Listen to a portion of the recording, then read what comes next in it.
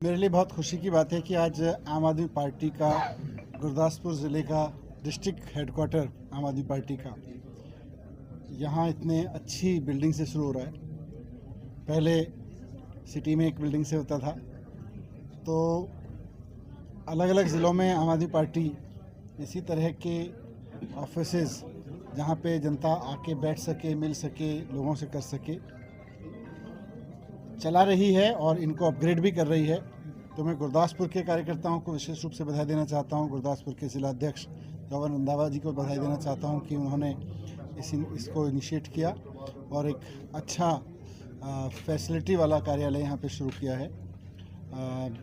मुझे पूरी उम्मीद है और मैंने सभी कार्यकर्ताओं को, सभी एमएलएज को, सभी हल्का इंचार्जेस को निर्देश भी दिया है पार्टी का प्रभारी होने के नाते कि ये कार्यालय या आम आदमी पार्टी का कोई भी कार्यालय, चाहे विधानसभा का कार्यालय हो या एमएलए का कार्यालय हो, केवल राजनीति का कार्यालय नहीं होगा। ये जनता की उम्मीदों का कार्यालय है।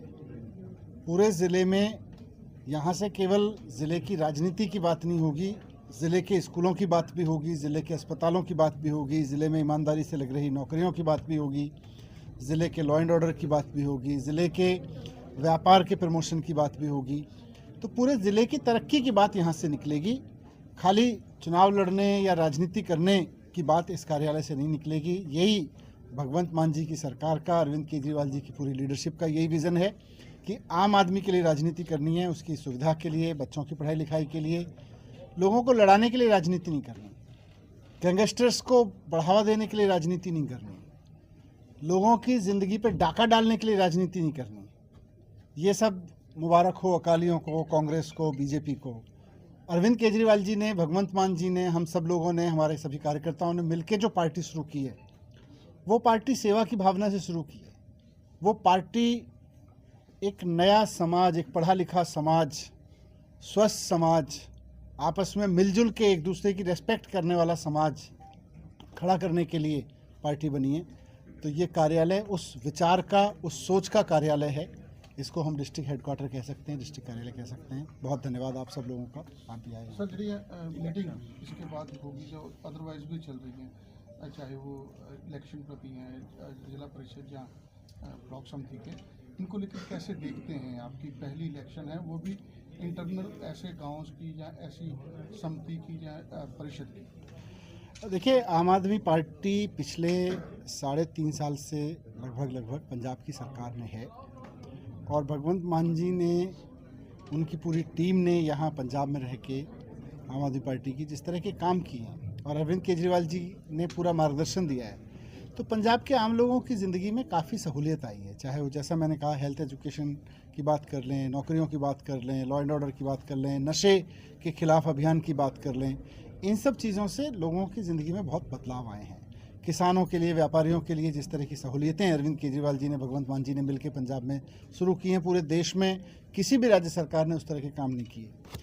तो कोई भी चुनाव होता है, चाहे वो लुधियाना का चुनाव हो या तरन तारण का चुनाव हो, चाहे अब जिला परिषद ब्लॉक समिति का चुनाव हो, लोग तो सरकार के काम को देख के, सरकार के लोगों के कंडक्ट को देख के वोट करते हैं और हमको पूरी उम्मीद है कि पंजाब के लोग उसी तरह का समर्थन जारी रखेंगे जैसा पिछले 3-3.5 साल से दिया जाता है। अरविंद केजरीवाल जी ने कैसा मार्गदर्शन किया है, क्योंकि ये जो जिला परिषद की या फिर कह लीजिए जाए ब्लॉक समिति की जो पंचायत इलेक्शन होने जा रही है, ये छोटियां सरकारां एक हिसाब नाल गिनिया जाता है, इन्होंने छोटियां सरकारां इत्थों शुरू होंदियां, पिंडां जो सरकारां निकलदियां, किस तरीके का मार्गदर्शन अरविंद केजरीवाल वालों किया गया इस इलेक्शन में? देखिए, मार्गदर्शन तो यही है हर जगह, चाहे वो बाई इलेक्शन हो या ज़िला परिषद का, ब्लॉक परिषद का, कि हमें तो अपनी पार्टी में ऐसे लीडर्स खड़े करने हैं जो लोगों की बात सोचें, पंजाब को नशा मुक्त बनाने की बात सोचें, पंजाब की महिलाओं के मान सम्मान की बात सोचें, अच्छी एजुकेशन, नौकरियां, इन सब की बात सोचें।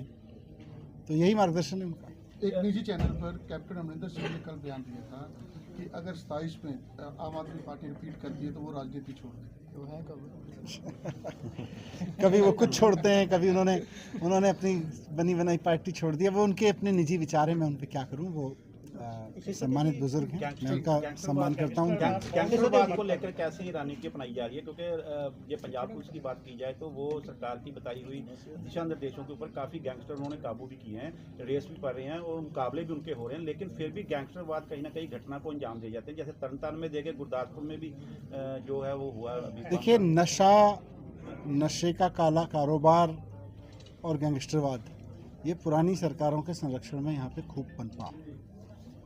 उसको रोकने के लिए पिछले 3-3.5 साल में सख्त कदम भी उठाए गए हैं, नीचे सॉफ्ट कदम भी उठाए गए हैं। आज भगवंत मान सरकार जिस रूप में काम कर रही है, आम आदमी पार्टी के लीडर के रूप में मैं देख रहा हूँ, उसका निर्देश साफ है कि यहाँ गैंगस्टर्स को कोई पार्टी का टिकट नहीं दिया जाएगा चुनाव लड़ने के लिए।